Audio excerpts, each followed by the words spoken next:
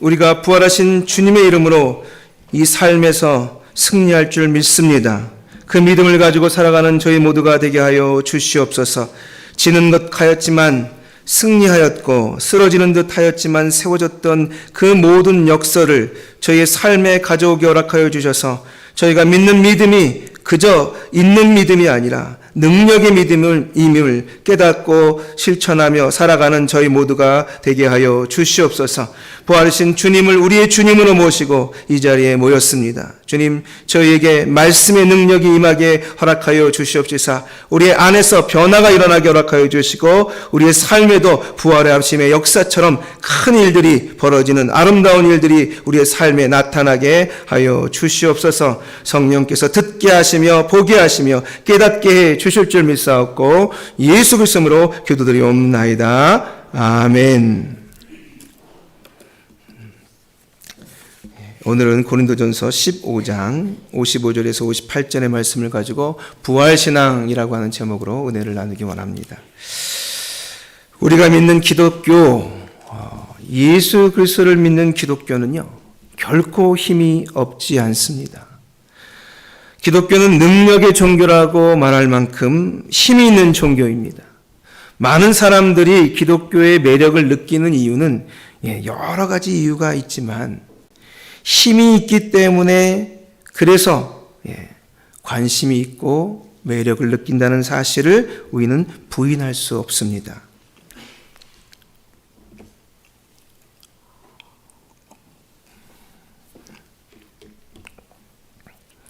능력의 기독교, 능력이 있는 기독교, 그게 바로 우리가 믿는 종교입니다. 여러분, 지금은 그런 모습이 잘 보이지 않지만 마치 맛을 잃은 소금처럼 빛을 잃은 등불처럼 때때로 교회에 힘이 있나 싶을 정도로 무기력한 상황들에 놓여 있지만 말이죠. 사실은 그렇지 않습니다, 여러분. 교회는 힘이 있습니다. 옛 초대교회가 어떻게 그 거대한 로마 제국을 정복할 수 있었습니까? 수많은 핍박에도 불구하고 결국 로마는 기독교를 향하여 손을 들고 말았습니다. 심지어 국교로 기독교를 선택하는 지경에 이르렀습니다. 도대체 이 능력, 이 힘이 어디에서 왔냐 하는 겁니다, 여러분. 오늘 본문에 해당되는 고린도 교회는 많은 은사를 가지고 있었습니다. 각종 여러 가지 은사가 아주 풍성했습니다. 심지어는 이 가르침도 좋은 가르침이 많아서 그들의 입에 파벌이 생겼는데 그들의 입에 나오는 이 사람들이 하나같이 존경스러운 스승들입니다. 아볼로, 바울, 베드로, 예수 그리스도. 여러분, 이렇게 그들에게는 많은 자원을 가지고 열심히 살아가는 교회였습니다. 그런데 그렇게 열심히 삶에도 불구하고 고린도 교회는 능력이 나타나지 않았습니다. 힘이 없었습니다. 주변에 선한 영향력을 미치기는커녕 오히려 내적으로 분쟁이 생기고 다툼이 생기고 심지어는 아주 심각하게는 성적인 타락까지.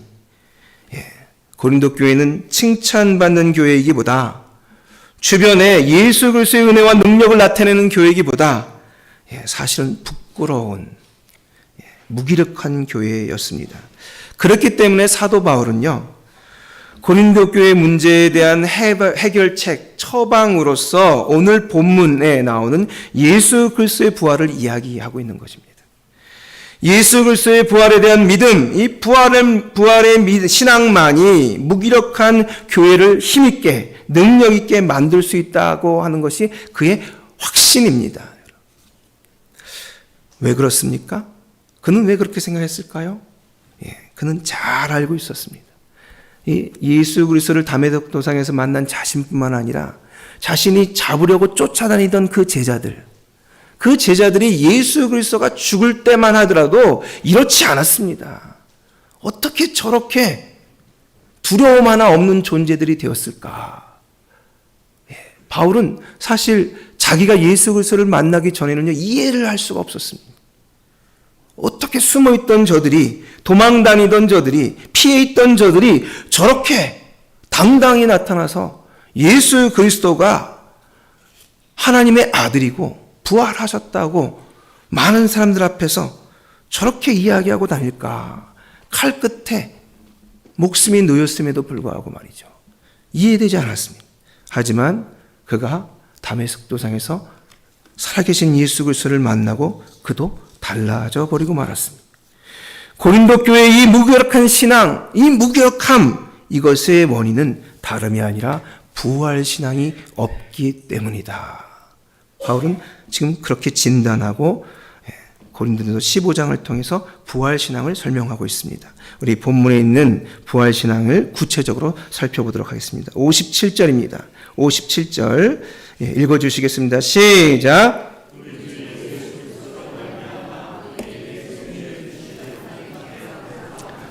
네. 무엇에 대한 승리를 주신 것입니까? 네. 죽음에 대한 승리를 주신 하나님께 감사하노라. 지금 고백하고 있는 겁니다. 55절과 56절에 죽음의 힘이 이렇다 라고 설명하는데 55절 56절도 같이 읽겠습니다. 시작. 사망아 너의 승리가 어디 있느냐? 사망아 내가 쏘는 것이 어디 있느냐? 사망이 쏘는 것은 죄요 죄의 권능은 율법이라. 여러분 사망, 이 죽음은 말이죠 승리자였습니다. 언제나 모든 것을 통치하고 다스리는 왕이었습니다. 그 죽음의 권세 앞에 어느 인간도 무릎 꿇지 않는 이가 없었습니다. 이 죽음은요 마치 인간을 관역으로 정한 것처럼 쏘아대는 화살과 같았습니다. 죽음이 마구 인간을 쫓아다니는 것입니다. 이 죽음이 빗겨가면 얼마나 좋겠습니까?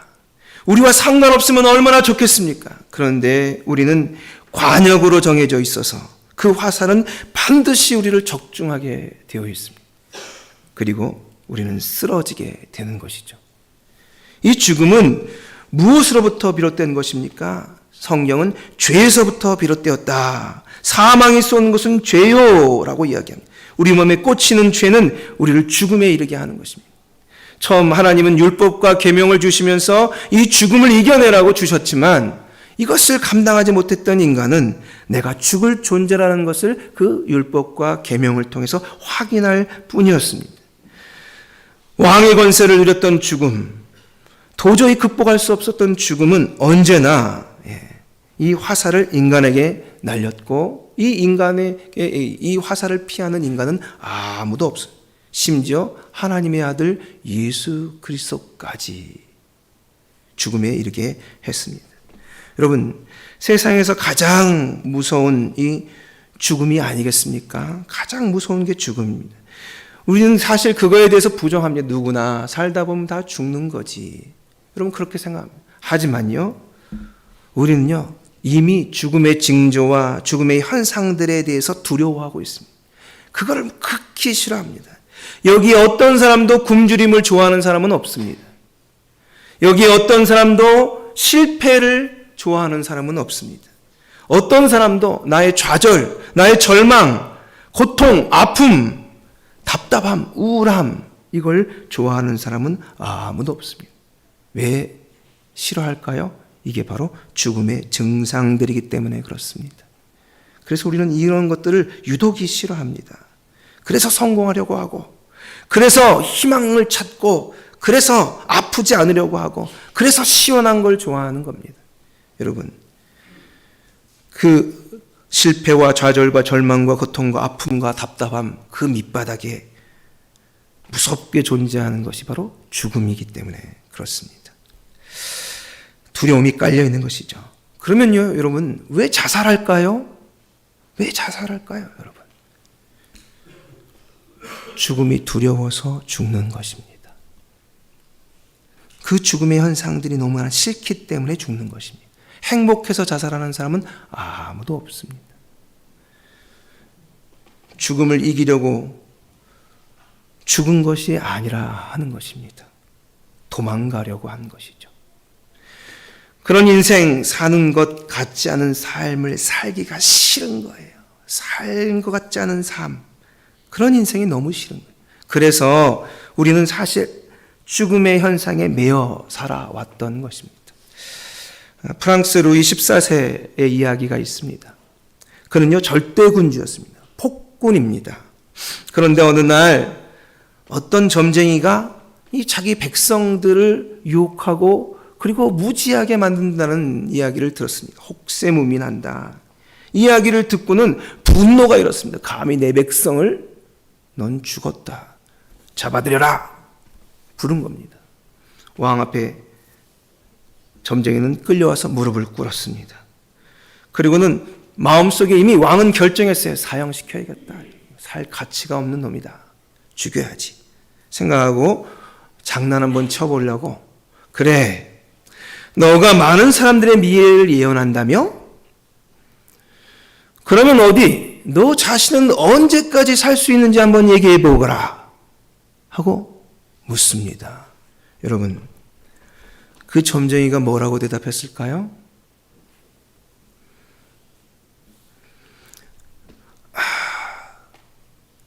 아뢰옵기 항송하오나 대왕께서 돌아가시기 사흘 전에 죽을 것만 같습니다. 이게 무슨 말입니까, 여러분? 당신이 죽기 전 3일 전에 내가 죽는다는 겁니다. 그 말이 무슨 말입니까? 뒤집으면 내가 죽은 후 3일 후에 누가 어떻게 된다고요? 당신도 죽는다는 소리를 돌려서 한 것입니다. 그 이야기를 들은 왕이 깜짝 놀랐습니다. 여러분, 죽였을까요? 안 죽였을까요? 어떻게 했을까요? 네, 못 죽였답니다. 왜요? 자기도 3일 후에 죽을까 봐. 이게 인간입니다. 죽음을 두려워하는 인간의 모습이죠. 여러분, 하지만 예수 그리스도로 말미암아 달라졌습니다. 그동안에는요 말이죠, 죽기 살기로 덤비는 사람이 제일 무서웠어요. 그래 어디 한번 해보자, 너 죽고 나 죽자 하고 덤비는 사람이 제일 무서웠다 이 말입니다. 그런데 이제 예수 그리스도의 부활 이후 더 무서운 사람들이 나타났습니다. 어떤 사람입니까? 죽어도 산다, 죽어도 살아 하고 믿음을 가지고 덤벼드는 사람은 더 이상 감당이 안 되는 겁니다. 그래서 초강대국이었던 로마도 결국 그 신앙 아래 무릎을 꿇고 말았습니다. 여러분, 죽음이 두렵지 않으면 세상에 그 어느 것도 두렵지 않은 것입니다. 바울은 그래서 58절에 이렇게 이야기합니다. 우리 58절 한번 읽어주실까요? 58절 읽겠습니다. 시작. 그러므로 내 사랑하는 형제들아 견실하며 흔들리지 말고, 거기까지만 읽겠습니다. 견실하고 흔들리지 말아라. 죽음에도 안 흔들리는데 뭐에 흔들릴 게 있느냐 말이죠. 여러분, 죽음이 예수 그리스도 이후에 성격이 바뀌었습니다. 죽음은 끝이 아닙니다, 여러분. 또 다른 시작의 한 과정에 불과한 것입니다. 죽음은 이제 넘사벽이 아닙니다. 여러분, 죽음은 이제 넘어가는, 그 죽음을 이겨내는 예수 그리스도가 존재함을 직접 눈으로 보게 되었습니다. 그것을 경험한 사람들이 누구냐? 그리스도인들이야. 그리스도인들이 부활의 신앙을 품으면 어떻게 되느냐? 1895년 청일전쟁이 끝나던 해였습니다. 당시 조선 땅에는 무서운 전염병이 전국을 휩쓸었습니다. 콜레라였습니다. 콜레라. 하루에도 700명에서 1000명가량이 죽어나갔습니다.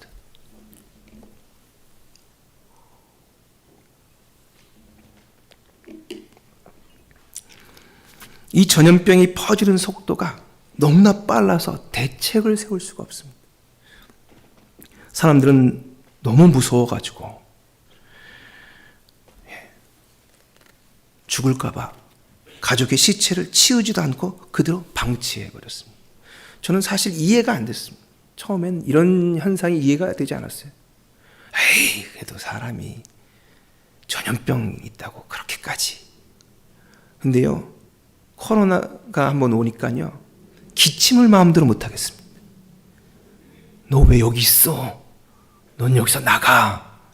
너 때문에 우리가 혹시 이런 이 사람들의 무서운 시선, 마스크 안 쓰면 막 한동안 막 마스크 안 쓰면 거의 잡아 죽일 것처럼 눈에 도끼 눈을 뜨고 쳐다보는 걸 보면서 사람들이 얼마나 죽음을 두려워하는지를 제가 막 몸으로 느껴지더라고요. 마스크 자꾸 잊은 때가 많거든요. 요즘엔 하도 버릇이 돼가지고 마스크 벗어야 되는데 마스크 안 벗을 때도 있지만, 여러분 얼마나 많이 죽어나가는지 말이죠. 무서워가지고 시체를 그대로 방치하는 겁니다. 뿐만입니까? 집안에 한 사람이 병에 걸리면, 이 부모님이 병에 걸려도 어떻게 할 수가 없는 겁니다. 이게 전염이 되면 다 죽으니까 그냥 남겨놓은 채 다 도망가는 거예요. 그럼 어떻게 됩니까? 이 부모님이 혼자 앓다가 그러다 죽는 겁니다. 정말 비참한 상황들이 계속 이어지는 것입니다. 그때 선교사님들과 기독교인들이 가슴에 십자가를 새기고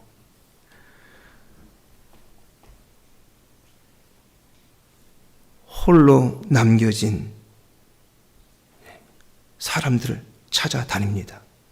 그리고 방치된 시체들을 찾아다닙니다. 시체들은 목욕을 깨끗이 시켜서 정중하게 장례를 치러드리고, 그리고 가족에게 버림받은 환자들은 찾아가서 몸을 소독하고 치료해가지고 병에서 회복시켜주는 일들이 속속들이 나타나기 시작하는 겁니다.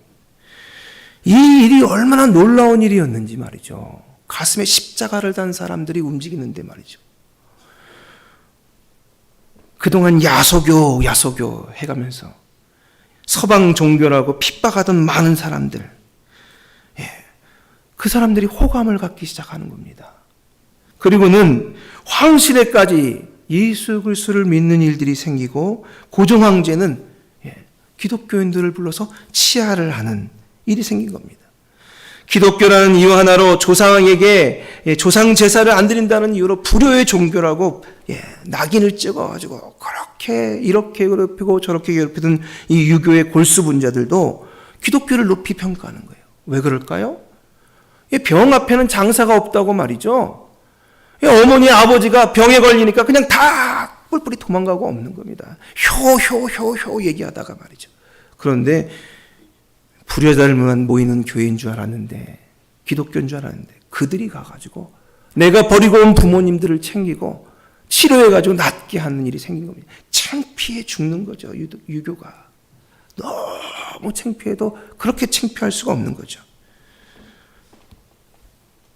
자기들이 버린 부모님의 시신을 기독교인들이 수습하고 정성껏 장례를 치러드리고, 그때부터 기독교는요 무서운 속도로 전파되기 시작했습니다.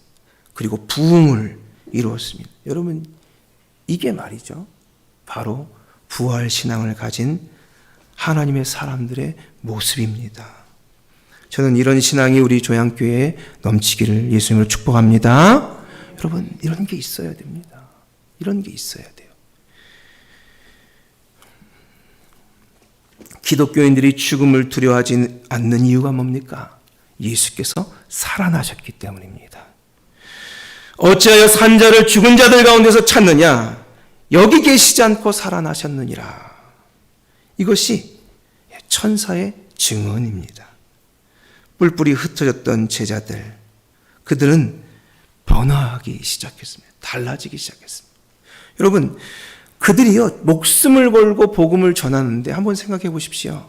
예수님이 부활하지 않으셨는데 야 우리 부활한 거로 치자, 그리고 목숨 걸고 하자, 될 것 같습니까? 여러분, 될 것 같아요? 안 됩니다. 적어도 내가 지는 것이 진실이어야 하고 진짜여야 하고 참이어야 합니다. 그래야 목숨을 걸고 그것을 위해서 할 수 있는 것입니다. 어떤 이도 거짓을 인지 뻔히 알면서 그걸 들고 목숨까지 거는 이는 없습니다. 여러분. 그것도 한 명도 아니고 말이죠. 12명을 넘어서 120명이고 부활을 지켜본 500여 성도들, 그 많은 사람들이 목숨을 걸고 뻔히 잡혀갈 걸 알면서 예수 그리스도를 전했다. 이것은 부활을 살아계신 예수님을 본 사람들 아니고는 불가능한 일입니다. 여러분, 그렇게 부활을 발견한 사람들은 죽음을 두려워하지 않는 부활의 신앙을 지니게 되었습니다. 저희 조양교회 안에도 그 부활의 신앙이 있어야 되는 줄 믿습니다. 두 번째로 우리 58절 같이 읽도록 하겠습니다. 58절입니다. 시작. 그러므로 내 사랑하는 형제들아 견실하며 흔들리지 말고 항상 주일에 더욱 힘쓰는 자들이 되라. 이는 너희 수고가 주 안에서 헛되지 않은 줄을 알미라. 여러분, 이 흔들리고 있는 고린도 교인들에게 너희 수고가 주 안에서 헛되지 않은 줄을 알미라. 이 고백을 하고 있는, 이 당부를 하고 있는 바울의 마음을 들여다보셔야 합니다. 예수님은 3년 동안 모두를 위해서 사셨습니다. 자신을 위한 행동은 별로 있지 않았습니다. 그렇게 다른 이들을 먹이고 가르치고 치유하고 회복시켜 놓았더니 많은 사람들에게서 거둬들일 것이 좋은 것들인 줄 알았는데 그의 결국은 참 어이없는 것이었습니다. 억울한 죽음이었죠. 예수를 십자가에 못 박아라, 못 박아라. 그 피를 우리가 감당하겠습니다. 못 박아라, 못 박아라. 예수님의 수고가 뭐가 되는 것입니까? 그의 노력이 뭐가 되는 것입니까? 우리는 그런 생각을 많이 합니다.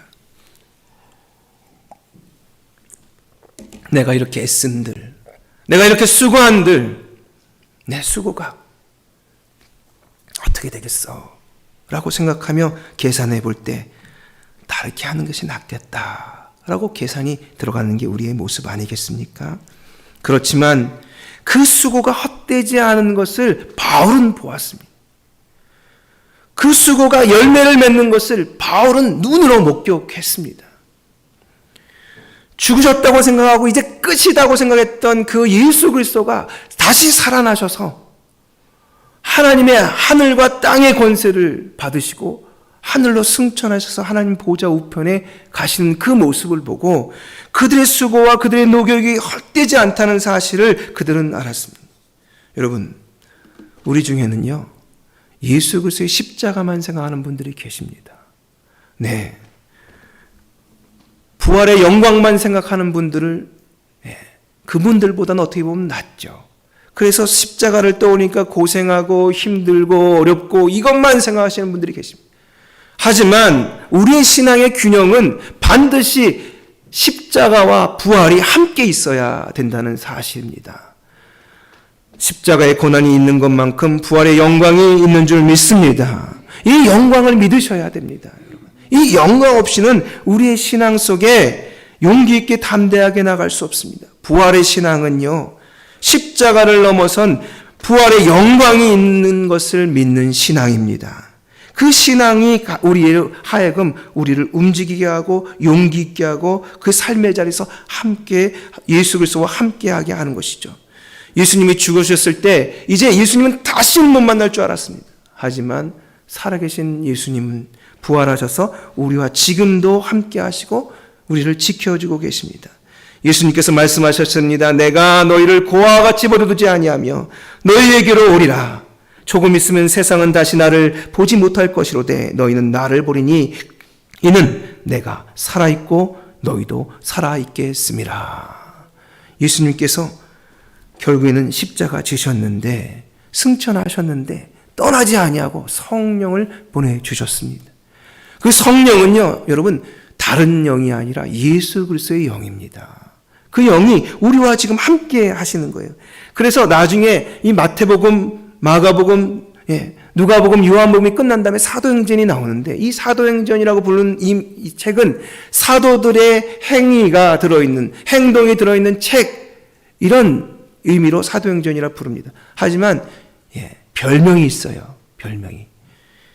성전, 성령 행전, 성령께서 역사하셨던 이야기의 책, 또 예수 행전, 예수께서 또다시 일하셨던 책, 이런 별명이 붙어 있습니다. 예수님은 결국 끝까지 볼지어다 내가 세상 끝날까지 너희와 항상 함께 있으리라 말씀하신 것처럼 함께 하시면서 그들을 지키시고 그들을 부활의 영광으로 이끌어 주셨습니다. 결국 그들은요, 그렇게 자기의 모든 것을 투자해 갔습니다. 여러분, 참 아픈 이야기를 들었습니다. 강남의 모 대형 교회에서 사기꾼을 만나서 547억인가요? 57명의 사람들이 고수익을 보장한다니까.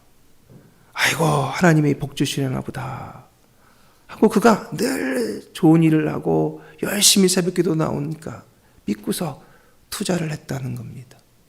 그런데 이게 몇 년이 지나도 돈이 회수가 안 되고, 그래서 결국에는 고소를 하고 싸우고 사기꾼으로 밝혀지고 정말 안타까웠습니다.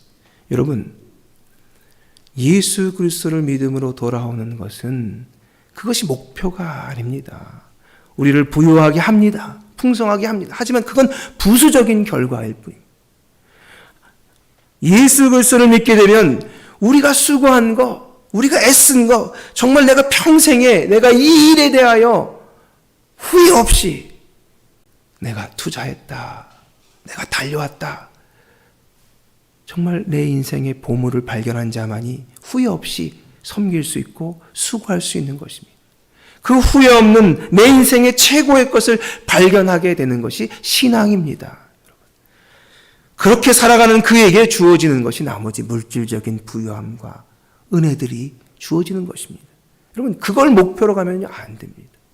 결국 그렇게 살아간 사람들이 내가 인생을 잘 살았구나, 나는 정말 이 인생을 기쁘게 살았노라 라고 고백하며 갈 수 있는 그 길이 바로 부활신앙의 인도를 받는 것이라고 하는 것입니다. 한 선교사님이 아프리카에 선교를 떠났다가 돌아왔습니다.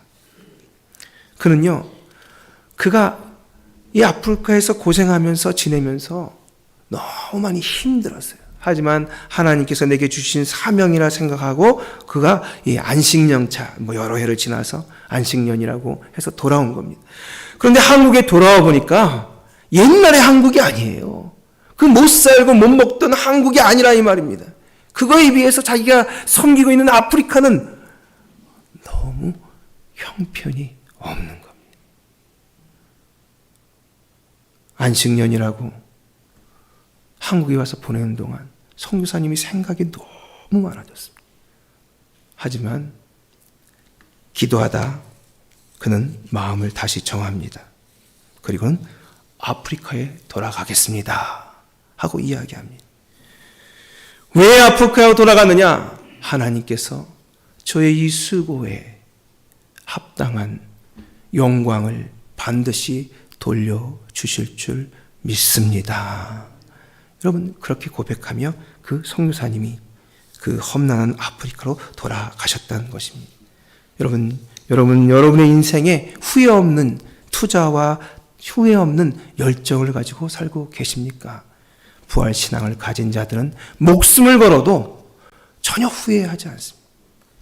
그가 가야 될 길이라고, 그가 선택한 것이라고, 가장 큰 보화를 발견했다고 그 길을 달려가셨고, 그렇게 많은 이들이 제자에서 순교자로 바뀌었습니다. 여러분이 살아가는 삶은 그렇습니까? 부활의 신앙을 가진 사람들은 하나님께서 너희가 후회 없는, 너희가 가장 합당하고 최고라고 생각하는 그 인생을 살도록 이끌겠다고 여러분에게 부활의 신앙을 부활의 신앙으로 초대하고 있습니다. 거기에 함께 참여한 우리 조양교회 여러분들이 다 되기를 예수님으로 축복합니다. 기도하겠습니다. 하나님 아버지, 감사합니다. 오늘도 저희를 불러주셔서 저희로 하여금 부활의 신앙을 확인하게 하심을 감사합니다. 죽음을 두려워하지 않는 신앙, 나의 수고와 나의 애씀이 결코 헛되지 않은 신앙을 내가 가지고 나아갑니다. 주님, 제 인생이 달라지게 허락하여 주시고 정말 이 세상을 살면서 내가 정말 최선을 다해 살았고 잘 살았노라 고백하며 기뻐하며 하나님이 주시는 영광을 누리는 우리 조양교회 성도님들이 다 되게 하여 주시옵소서. 예수 그리스도 이름으로 기도합니다. 아멘. 찬송가